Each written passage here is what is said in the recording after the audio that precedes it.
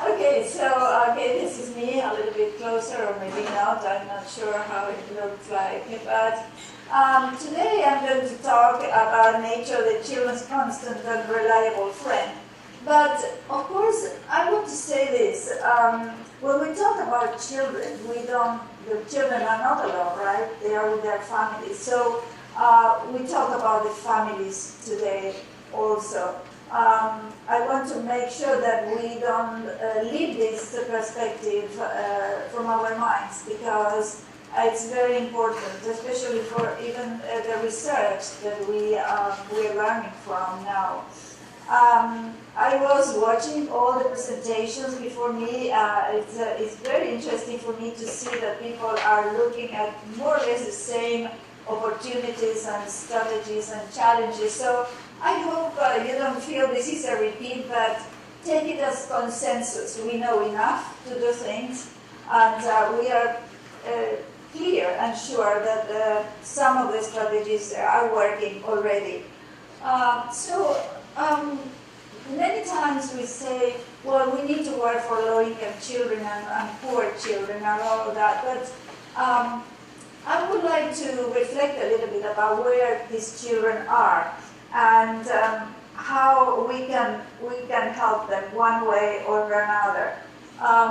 We know that the young children that are in low-income communities, 33%, is 1/3 of them, are living in urban areas with poverty levels that are less than 20%. So what I think is that we need to think of all children.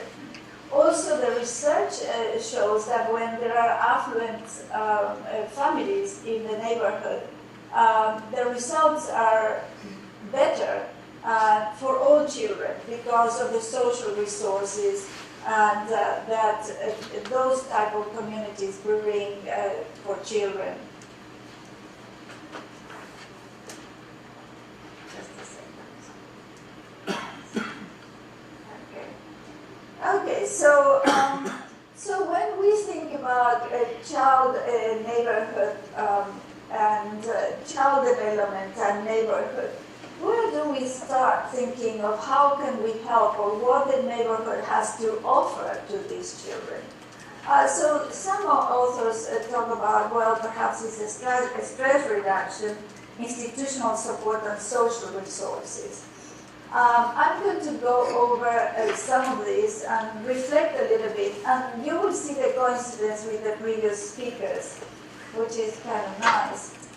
When we talk about stress reduction, we are talking about social and psychological conditions and improvement of conditions. These are the places for social encounters, the feeling of neighbors as extended family, and then these type of relationships prevent and counteract these adverse childhood experiences. This is very clear in the research, and this is something that we really need to offer in the neighborhood. It's not only the physical environment, and I think this was stressed before, but it's also the social, the cultural environment that we need to look at.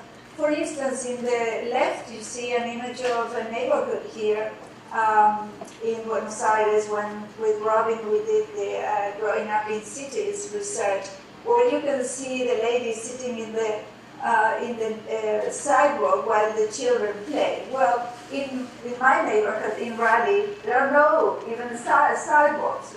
Not only are nobody sits there outside, but there are not even sidewalks to interact with other people.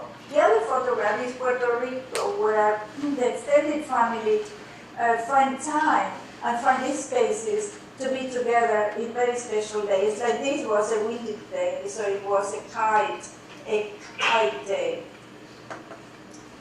So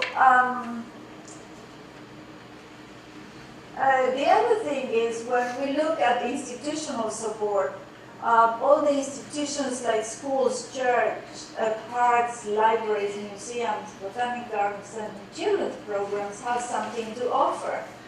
These are opportunities for the families and the people that are close by, even if it is not a daily contact with nature and with the programs. At least these are opportunities for socializing And you can see that the person in the yellow dress is not a child, it's the mother. So you imagine this very healthy type of expression and opportunities to be with the children and with other adults in a very special day. This is here in Chapel Hill at the Botanical Garden. When we talk about social resources, and I think Daniel touched on this, we are talking about these social networks of people that perhaps are different. You can see where it says oregano in the back, there are a group of women, some clearly from another culture, perhaps Muslims interacting, and maybe the oregano or the herbs were the excuse for these people to meet and interact and have a social conversation. Or the music, special music from the place where you are, and how these environments produce these type of interactions, very informal. So I want to bring this to a different take, that is the holding environment.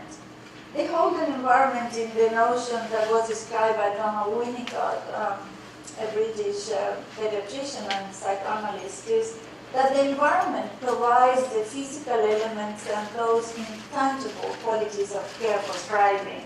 And I think in all the examples I showed, and the examples I showed the previous speakers, the holding environment was there. Now you will say, how is this holding environment growing in each of us?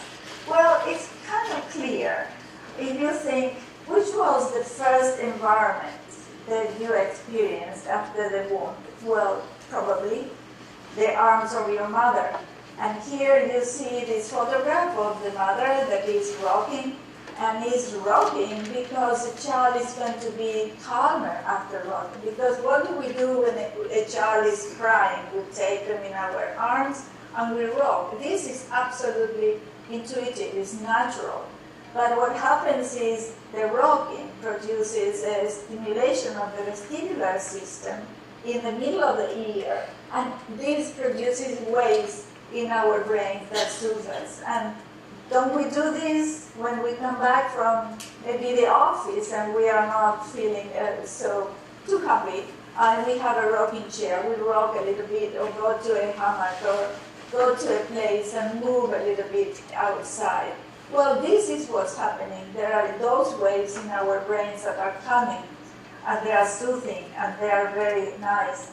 There are all these holding environments, and here you can see we have our favorite baby now, that is Bennett, Caroline's son, who is teaching us about all this holding environment, these environments where we feel care, where we feel secure, where we can even rest when we are, tired or a little bit sick. This progresses, and there is a progression, and perhaps we don't remember this. This is a pity that we cannot remember clearly our early years. But please go and check on the photographs that perhaps your mother has, and you will find some of these in your own story. And then this progresses, and then the environment offers this holding, these opportunities for us to feel here. Imagine the progression from the arms to this progression of this child, still in the arms of the mother, but held by the environment. So these holding environments, as I said, is composed of these interpersonal relations and the inanimate environment. This is always present. So the urban designers should think about this. It's not a good idea because somebody said it's because it's in us.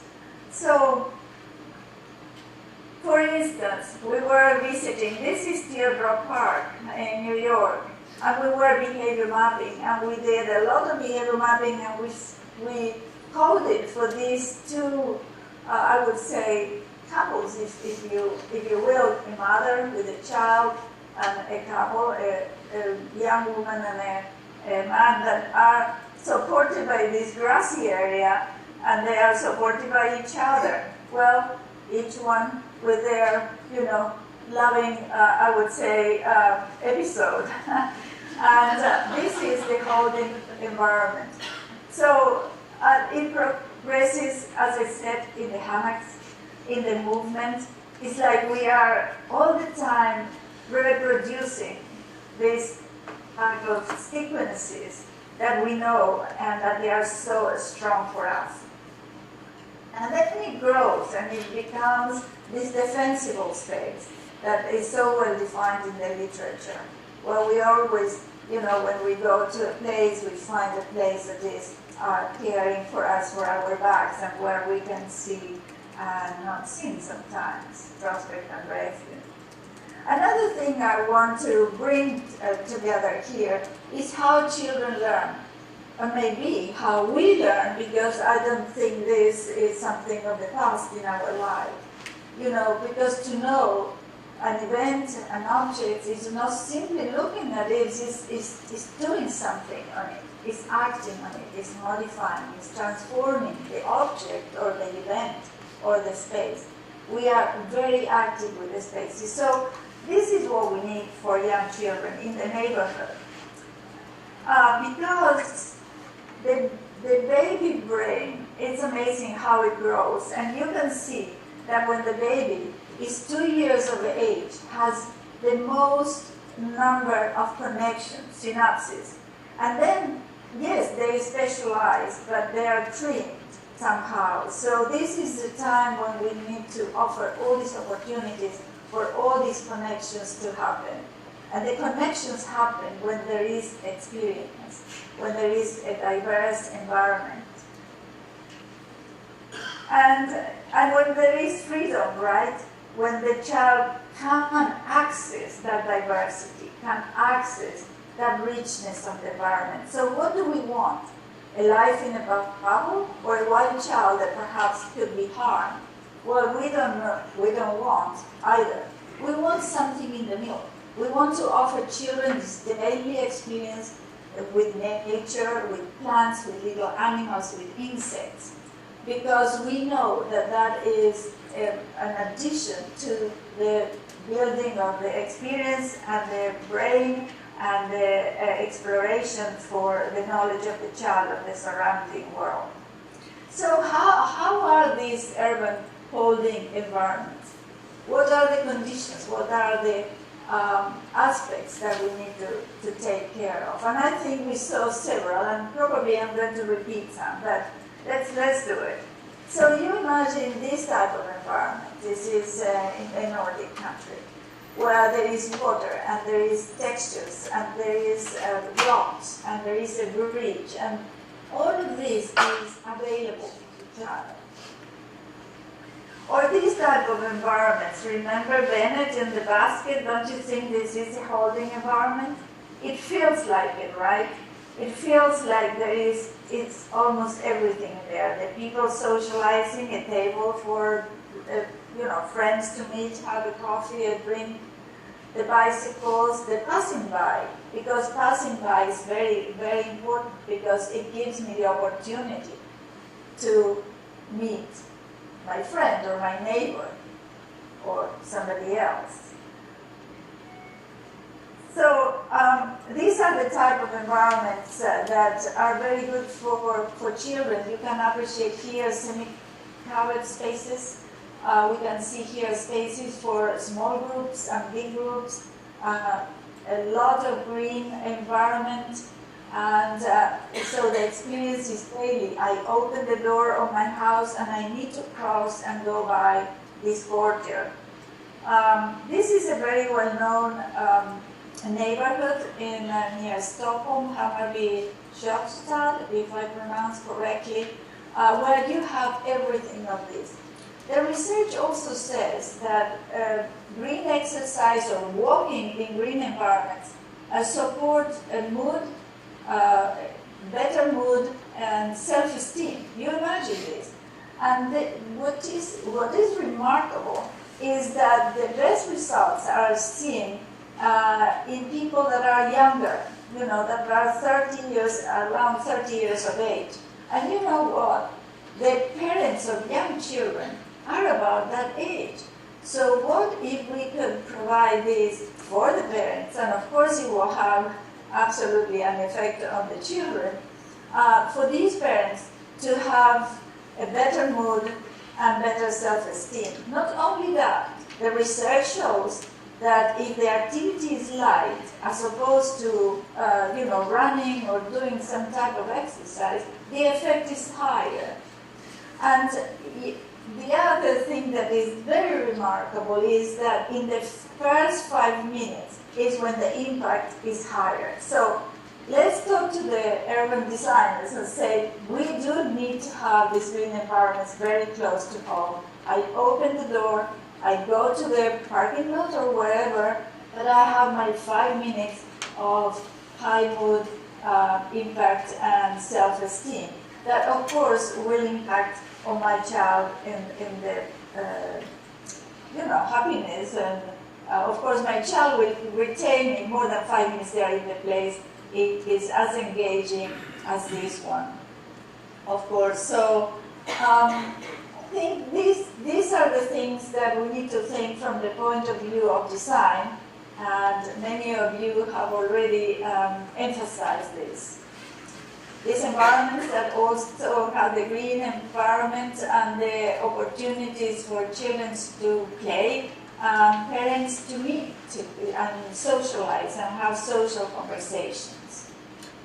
Now, the key question here, if I take it from a neighborhood factor from the point of view of the social aspects, is what is called collective efficacy. This has these two parts of social cohesion, where the neighbors trust each other, share common values, and we saw that very clearly just in the presentation before by Karen Farholt.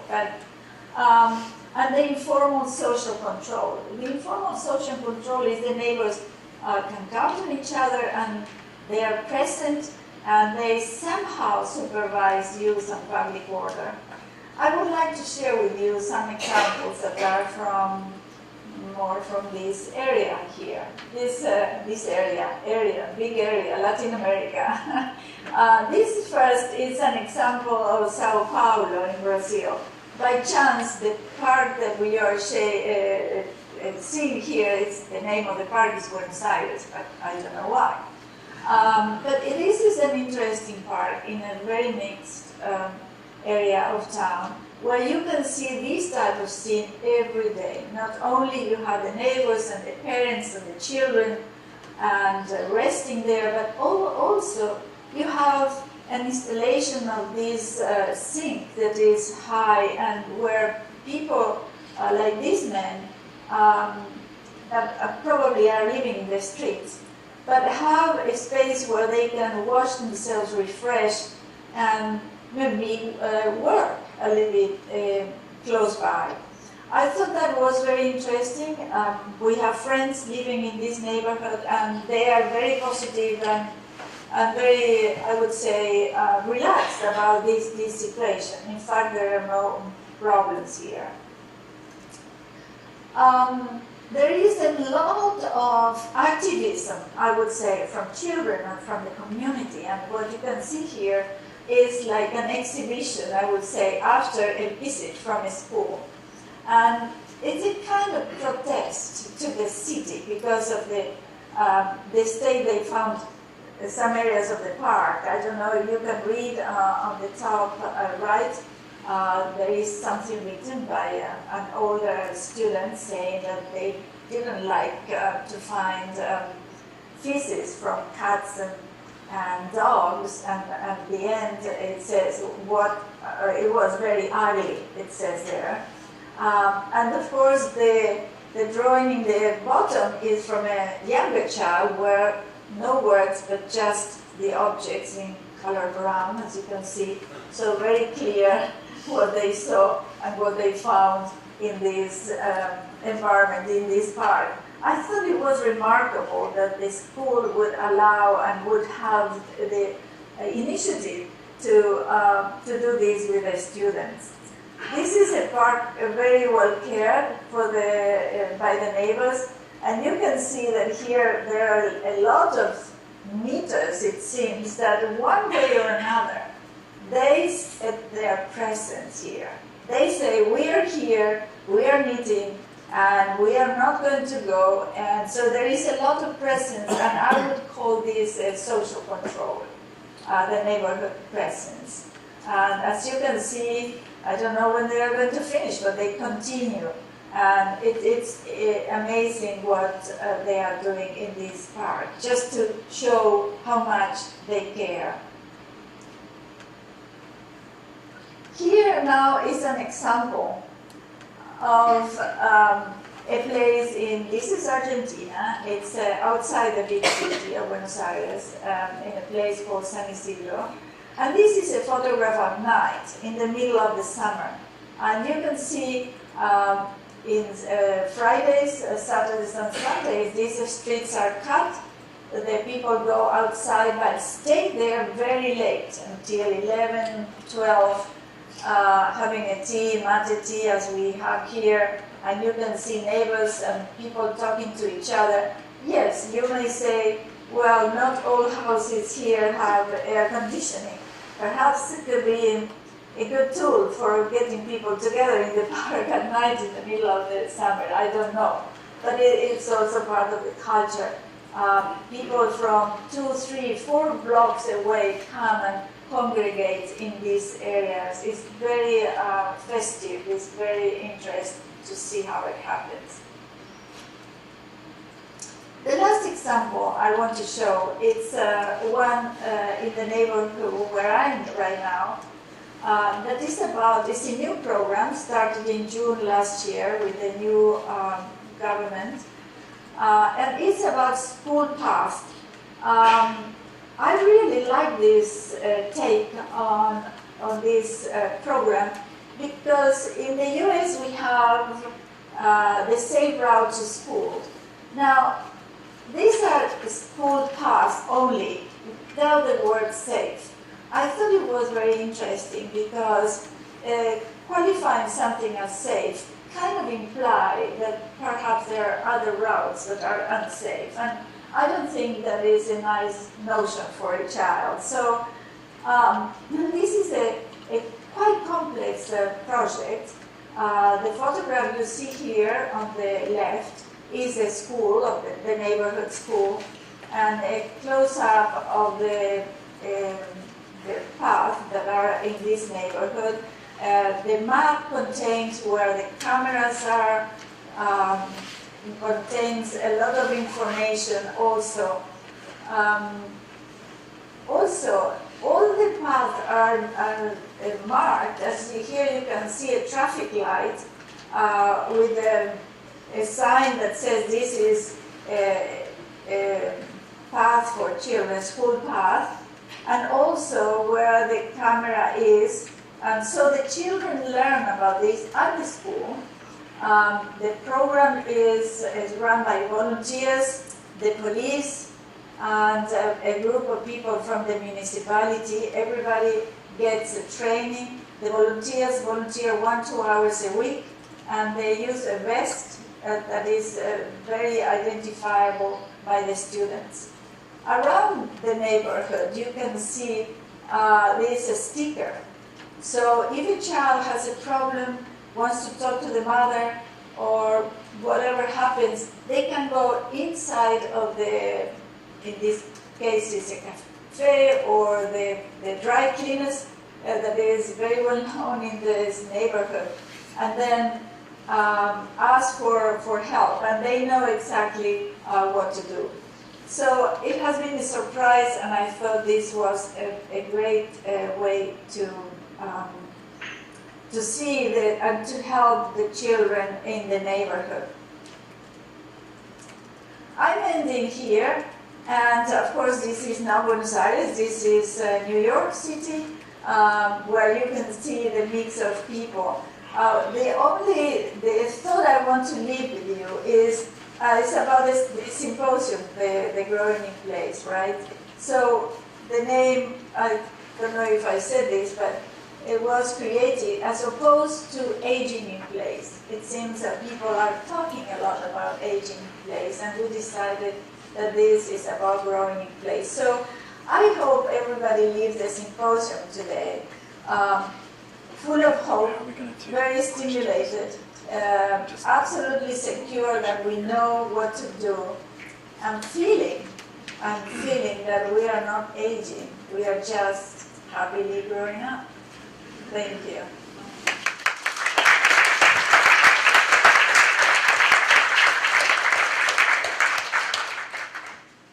Okay, we're going to try to take questions. We're going to try to take questions. Can you hear me, Nilda? Oh yes, I can. Okay, there you go. So,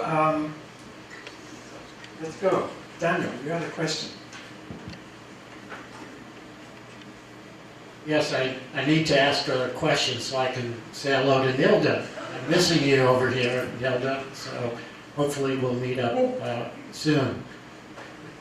Yes. But thank you for the presentation and the underpinnings that you provided about the child development and how that relates to place and design of place. And I just wanted to make an observation. I think that in many of the American or U.S. contexts, we don't have the urban living that is depicted in the slides you showed, like in Latin America, which, you know, by and large, the public realm culture in the Latin countries is way more evolved or developed than here in the United States, just because of how we grew with suburbs and urban flight and so forth. And I did now, because my nephew and his wife and 12-year-old daughter, who's going on 18, are now living with me, I've observed how Lucy interacts with other parents, and they all cover each other, even though she can't walk to school because it's a rural or semi-rural environment, and she would have to cross a very fast-moving highway to get to the elementary school. She's in the 6th grade. But there is a lot of sharing among parents with respect to that school and the networks formed around the school. And there's a lot of interaction that's taking place that's not as visible in the public realm as you showed, but it's still there. I think it's just worth pointing out that that need is inherent in all of us, and that there is a sharing going on. It's not necessarily taking the same form or in the same locations as you see in those countries that you depicted. Yes, I think it's necessary. One thing that, because I was trying to go fast, I didn't say that there is also research on the mobility of children, because the families move quite a bit, and that is, it could be disruptive. So it's very important that those opportunities for networking, maybe it's not the sidewalk, of course, the cities are, the whole environment is different, but that those environments are provided for parents, especially the younger parents, and maybe it's an institution, it's the YMCA, I don't know what, but yes, you are right, there are opportunities and they are very necessary, and I see it's very necessary in the US because of the mobility of parents. Well, because there are what they say is a place of opportunities, right? So people move from one place to the other one. One thing that is remarkable, and the research says, is that in the African American community, probably the people that raise and are a little bit more affluent are the ones that move the most. So that is also a consideration. We should start thinking about how to offer these environments for the community that is not going to move because it's in different conditions, perhaps harsher conditions. But yes, those environments, whatever they are called, are very necessary for child development. I think both are underscoring this critical factor, the social network. When I say social network, I'm talking about eye-to-eye, real-life network, not on a phone, although of course that's a great reinforcement way of introducing, as a whole other role, which adds value to it. But there's not much research on this. There's almost no attention to children's social networks.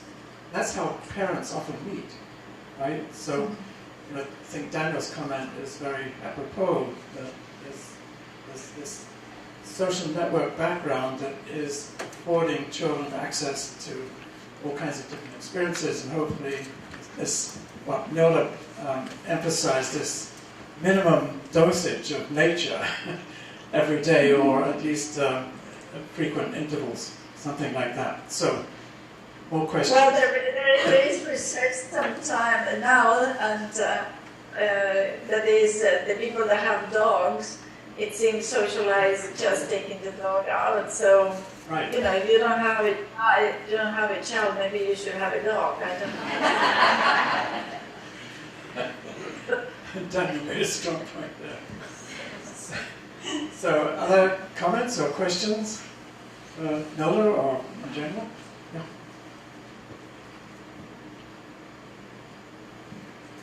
Thank you for your presentation, and I think I really like the part you were talking about social cohesion and how social factors can have a positive impact on children's actions and practice.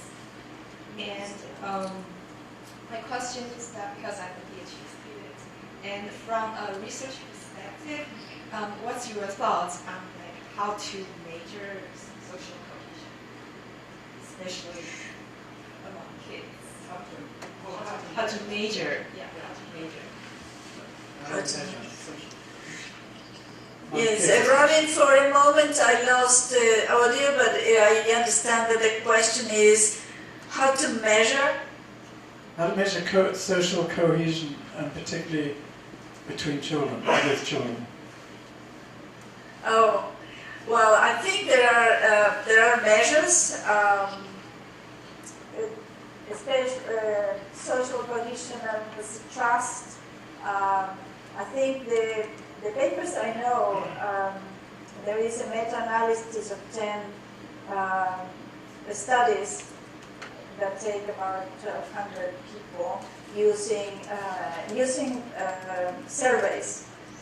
Now, you may have, I would say, comments about this, or not to, be happy with that. But that is the research that I know. It's self-report, and it's surveys. I can send you the papers if you are interested. The University of Essex, very good paper. So I'll just comment just on the difficulty of doing research with children, right? So there's not enough of it done, and it's more challenging than some other populations that we research. So any researchers in the room, and PhD students especially, have the courage to get with the institutional review board and get those research studies agreed to. It's just more challenging. It's, as a researcher myself, I'd say part of the challenge is just finding legitimate places in the community where you can actually meet face-to-face with children. It's not that easy, right? It's very hard to work in schools. There's no time. There's kind of a closed door. YMCAs, very specific kind of population, etc., etc. So you have to work at it. But I would encourage anybody who's interested to really try. I think the measurement part is not so difficult, and there are measures and metrics out there, but just finding a place, a way in which to work with children that's going to give you valid scientific results is the struggle here. It's interesting because it's kind of a double-edged sword. We don't have those kinds of institutions in the US. That they'd be more commonplace in European countries that are community-based places where kids and youth hang out, and it's relatively easy to get in the door and start working with it, but we need to keep working at it. Other comments or questions? Let's give Nilda a hand and to